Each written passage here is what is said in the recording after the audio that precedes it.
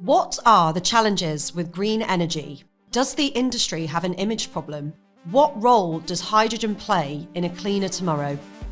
Welcome to The Challenge with Green Energy, the podcast tackling the tough questions with the green energy revolution. I'm your host, Lizzie Simon, and in each episode, we will be speaking to experts, leaders, and key voices in the industry to uncover the challenges, breakthroughs, and image issues, and the untold stories that are powering a cleaner, brighter tomorrow. So, what is the challenge with green energy? Let's find out. So in this episode, we're going to be talking to Tony Lelliott, who is the director of Tees Valley Motorsports, who are aiming to be at Le Mans with hydrogen-powered cars built, developed and run from Tees Valley.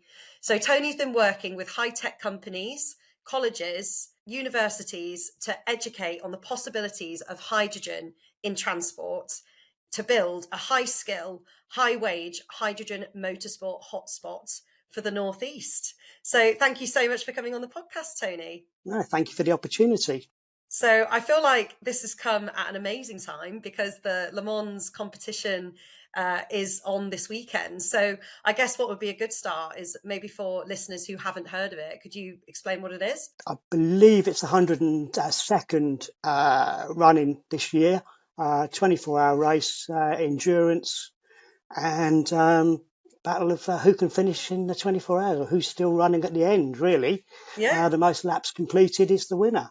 But traditionally, it's been the big manufacturers have put teams in, a lot of teamwork involved, and unusually last year, Ferrari won it first time out, or the first time back in the race anyway. So it's particularly relevant to us because hydrogen becomes part of the regulations in 2 years' time. And so we're getting ready to hopefully steal a march on the big manufacturers.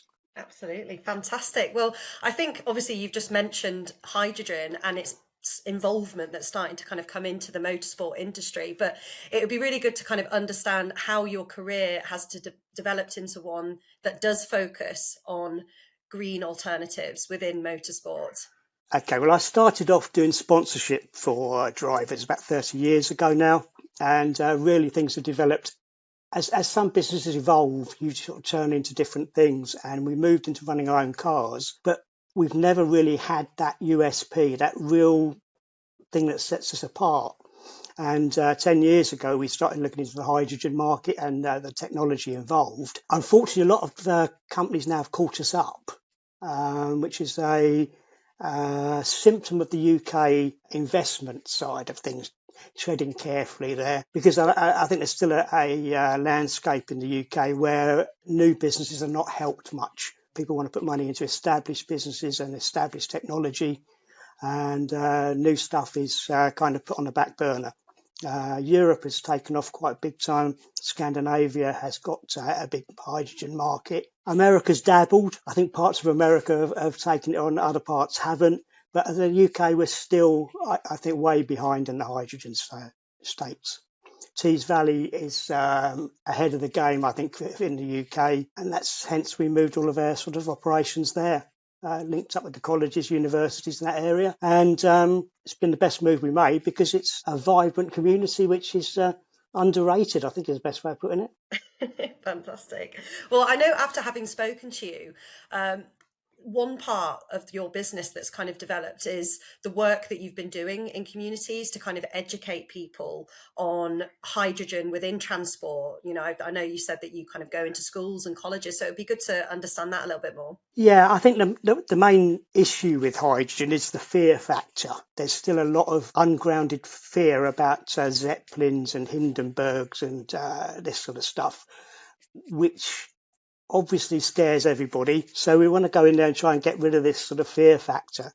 And the best way of doing that very often is to go in and talk to the children, talk to students, who then go back and say to their parents, grandparents, uncles, aunts, oh, we had this hydrogen car in today, it was really cool. It was perfectly safe, you know, none of us got burnt, none of it's exploded. And just try and generally educate people, because as I say, there is this fear factor. And I think there is a bit of a lobby going on in the background now, which is trying to accelerate this kind of fear factor, because hydrogen has got the potential to really revolutionise most areas of the country. Right down to fueling heating systems in the home, replacing natural gas, and being a complete and utter almost a wonder fuel. And so we're concentrating on the car side, but as I say, as a consequence of that, we need to reduce the fear factor with the cars. So we're trying to work with the Motorsport UK authorities and just re-educate everybody that this thing isn't to be so scared of. It must be the first time, I think, in a very, very long time that a new chemical has come along that will transform motoring, will transform heating. And yes, I suppose we're facing the 24-hour news cycle that now covers everything, and everybody's analysing everything far more than they did. So perhaps in the past we could have had explosions in private or whatever, but as it is, everybody's watching news. But that is good, and as I say, we're trying to educate people that they're not to be frightened of the thing, which is the biggest factor, I believe. Absolutely. So, in terms of your business, if I'm right in thinking, have you developed a vehicle that will hopefully then be involved in things like Le Mans in the future? Is that something that you are currently developing? That's the plan, yeah. We've got 2 test cars at the moment. We're hoping to be in a race later this year, which will make us the first in the UK. We've got to overcome a fair few safety hurdles first with the governing body, the circuits and everything else. But we're working with Sun, who are very well qualified in that area, do all the supply of the fuel and the safety surrounding it. And we don't interfere with that. We leave them to get on with it because they're the expert in that area, so they get on with it. We've got a single-seater development car, which is a new thing this week, but we have a Toyota MR2 that we're in the process of converting at the moment, checking it for leaks and making sure the pipework is double safe. But hopefully that's what we'll be running later this year in a Brit Car Championship race at Donington Park. Wow. And I do think for the automotive and transport industry, racing and kind of high-speed motorsports does typically tend to kind of influence and trickle downstream into kind of mass production. So I think it'd be good to kind of understand a little bit more in terms of what you've had to do to overcome the technological barriers of having a hydrogen engine in a race where there is a lot of heat. There's potentially speed and things like that. Yeah, I mean, there's not a great deal of difference from my perspective as the team owner, manager, whatever, from running petrol, diesel, or anything else. That's really down to Sun and everybody else that's associated with that side of things. The big thing with the combustion engines is that there's very much or very little difference in terms of the drivability. The actual components, we use standard gearboxes, not one of these. Very much the fuel cell electric cars can be one speed, so you've got like 2 pedals, maybe only even 1 pedal where you're using regenerative braking.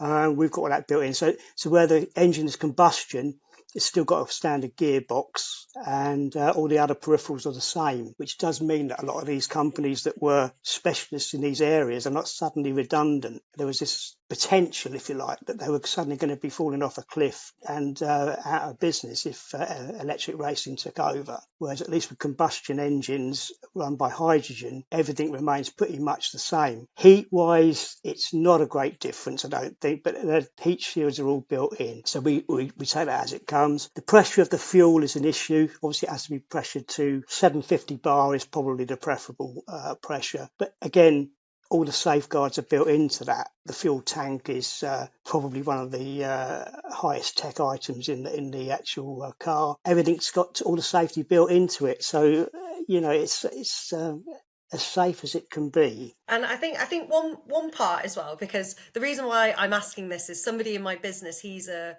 motorsport enthusiast, and he's asked me to ask you.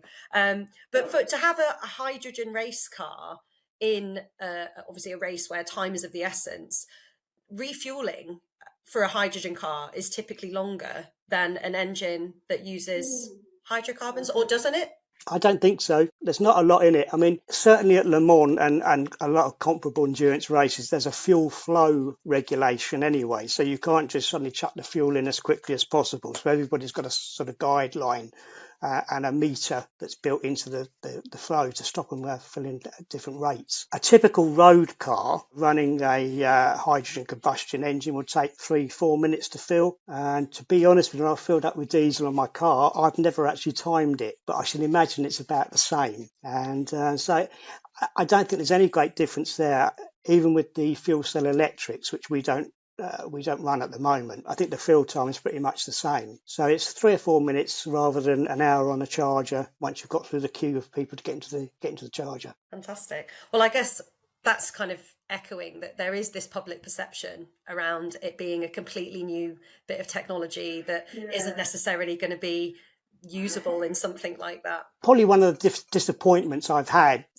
with the UK is that we haven't gone and built an infrastructure. We could have invested, or the fuel companies, bless them, that have got enough in profits every year, could reasonably easily have a pump on every forecourt for hydrogen. So you just pull up at the appropriate pump.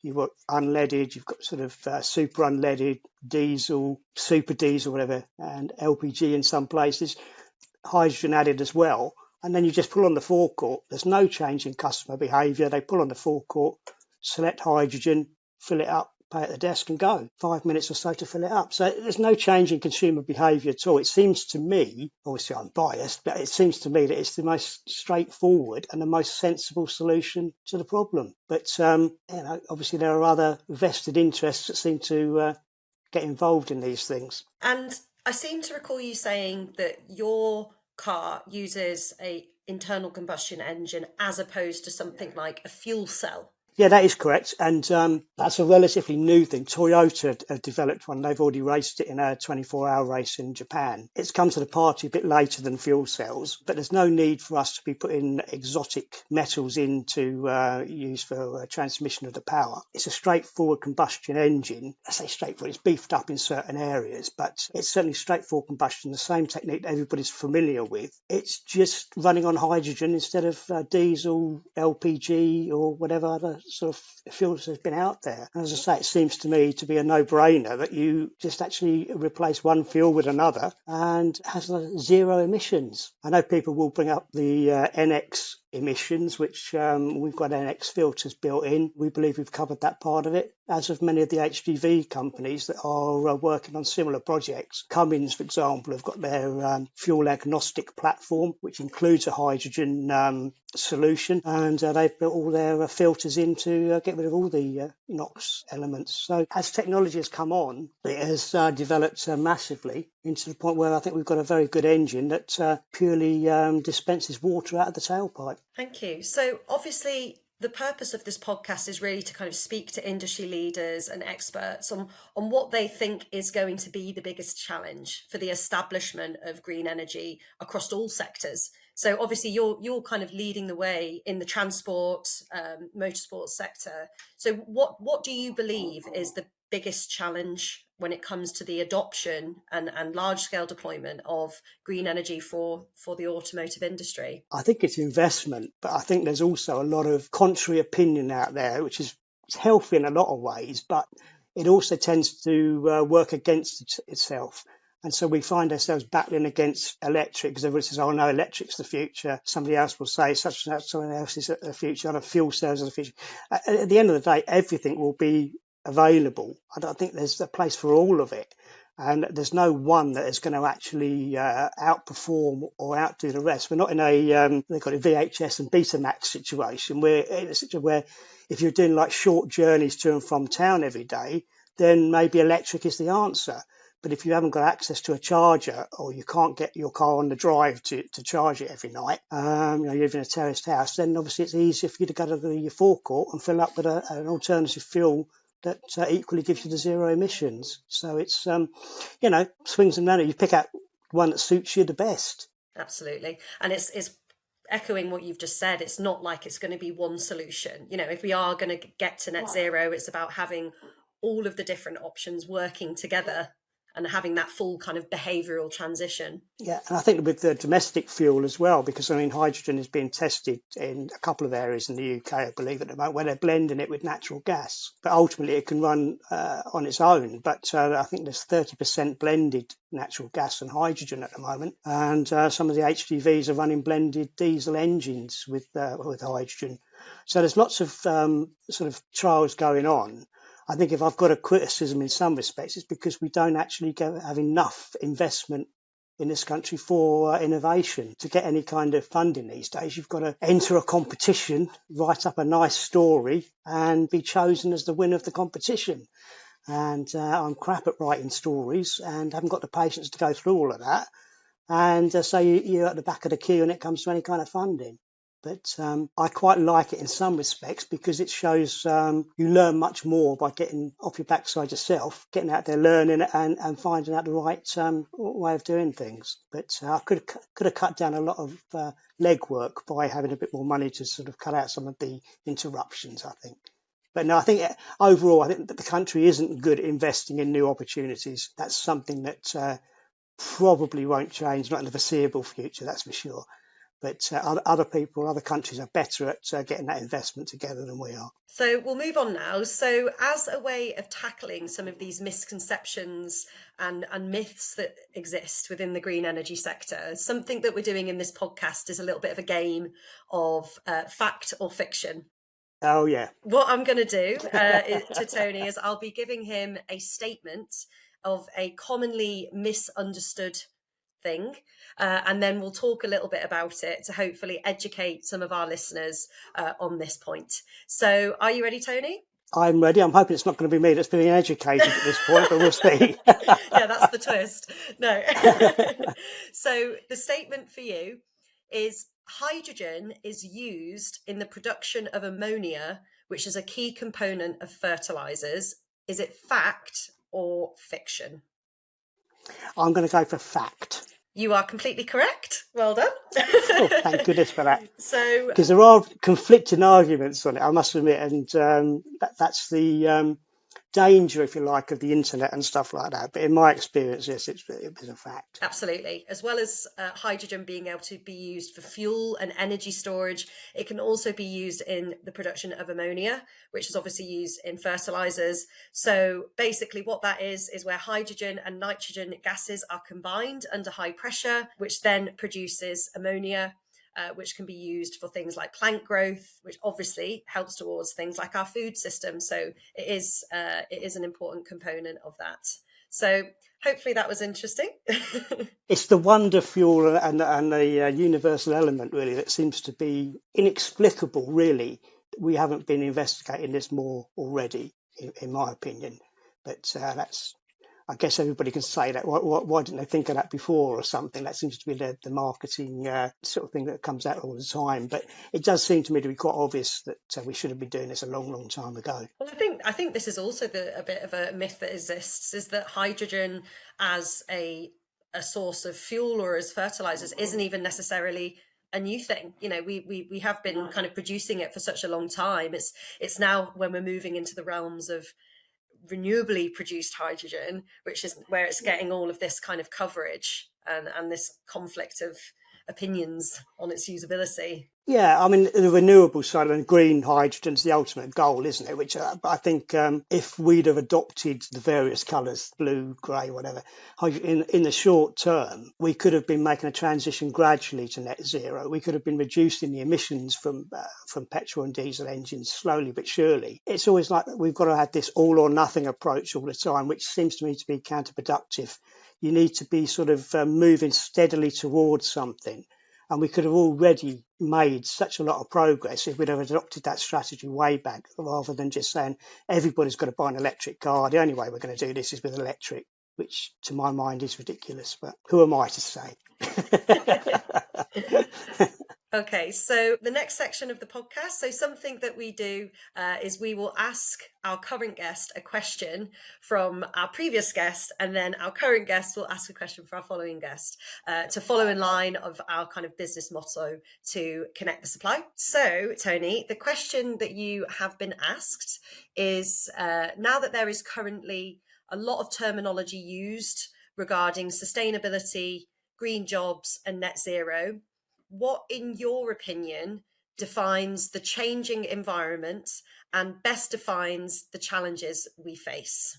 Okay, so I'm not one that's very good with jargon and stuff, and even less so since I started watching David Brent and some of the stuff he used to come out with. So, you can't call yourself a maverick anymore and everything else. But I think the challenge really is that we need to be moving forward slowly but surely, and that's the thing that we haven't done so far.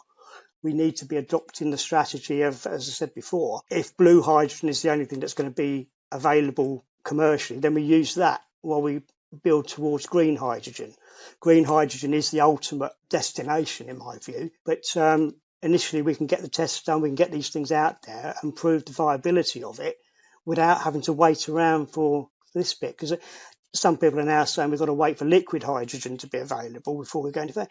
We'll wait forever in that case. And the damage to the planet is far too close to us now. I think we started talking about this about, 50 years ago, 100 years ago, whatever.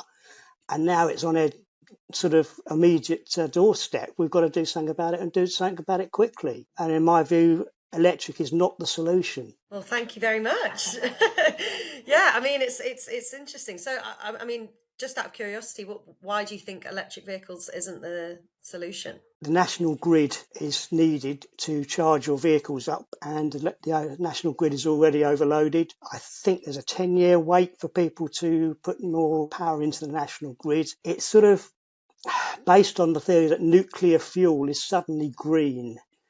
So we have nuclear power stations to create the electricity. Now, unless there's been a massive technological breakthrough in the last couple of weeks, nuclear fuel still actually produces radioactive waste that has to be buried a mile or 2 miles underground encased in lead. So therefore, it's not environmentally friendly, and it is not friendly to the future of our generations. So we're just taking a backward step. All we're doing is greenwashing and just saying, oh, well, that's it. That's green now. So every time you see nuclear power stations now, it's green nuclear stations. It's just marketing. So I don't think nuclear is the solution. So we need to get on with things that are actually good rather than just sort of dressing up the things that aren't any good. Get on and do the stuff that needs to be done. I mean, just following on from what you were saying about greenwashing, I think this is actually probably going to be one of the biggest challenges that we're going to face over the next few decades, because like you said, there's going to be people or businesses out there claiming to be something that they're not for the sake of appearing as green. There already are. There is so much out there that is, over the course of the research we've done, we go into places and they say they've got an engine, they've got it running and everything else. And we say, oh, that's great. Let's collaborate. Let's work together on it. And what you find is that they've actually got an idea. They've got some drawings or they've got an idea from somebody else. And what they're trying to do is attract the funding from one of those competitions I so fondly spoke of earlier. They're just trying to get funding. And so a lot of the people that are out there saying, oh, well, we've done this, we've got hydrogen running, we've got hydrogen. A lot of it is, I'll say greenwash rather than the word that did spring to mind, because it's more appropriate. But it's just nonsense, and people are just trying to outdo each other and just say, oh, they've stolen the lead. But when it comes down to it, they've got nothing but just want to get their hands on a few £1,000 of a grant. Yeah, and I guess it's going to be kind of down to the businesses that do have those core values and missions to actually decarbonize and actually kind of create this behavioural shift that's going to make the difference. The proof of it all really is to actually have a product that's out there that people can see and that they see it in operation. So we think, obviously motorsport in the past has been the development ground for future technology, but it's also, as I say, it's one of those things where you're in the limelight, people can see it. There'll be a grid of 30 odd cars when we get on the grid, one of which will be run by hydrogen, all the rest won't. And while we're not expecting to romp to win the race, we're looking to finish in the first races, but at least it proves the concept works and that the concept is safe. And then we drive cars into schools, colleges or whatever for them to see. We're happy for them to look at the engines, not touch, obviously, but we've got to get over this fear. The only way to do that is to get it out there, get it running, show people, and That's what we're trying to do. Absolutely. Well, I'll definitely be keeping an eye out for your vehicle. You can come. You'd be welcome to drive it when it's run. So when it's running, I don't know if you could trust me on that.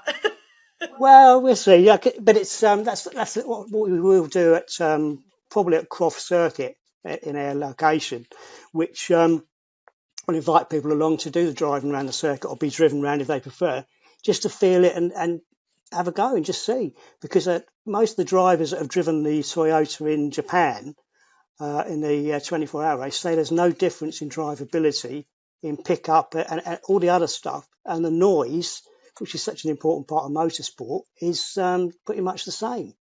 So none of these quiet cars that need like an electronic engine noise put into them, proper engine noise, but with no emissions. Well, it's been brilliant having you on, Tony. That's got us to the end of the episode, but I hope you've enjoyed it. It's been brilliant having you in and hearing your thoughts and kind of plans for the future.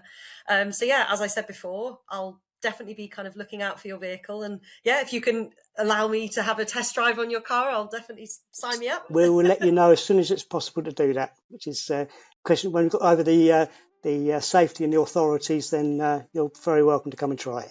Fantastic. Well, thank you so much, Tony. No, thank you.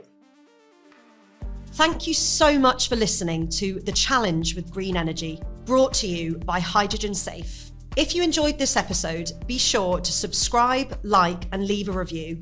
Every time you do, it helps us to promote our podcast and increases the chances of others finding the show too. For further details on Hydrogen Safe and how we are connecting the supply between businesses, individuals, and educators through our specialist hydrogen safety training, then head over to hydrogensafe.org and subscribe to our newsletter. See you next time.